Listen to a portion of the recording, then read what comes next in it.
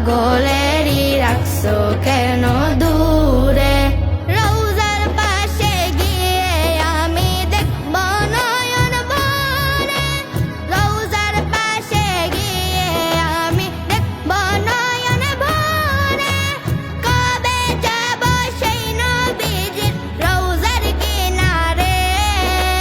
কবে যাব সেই নবীজির রওজার কিনারে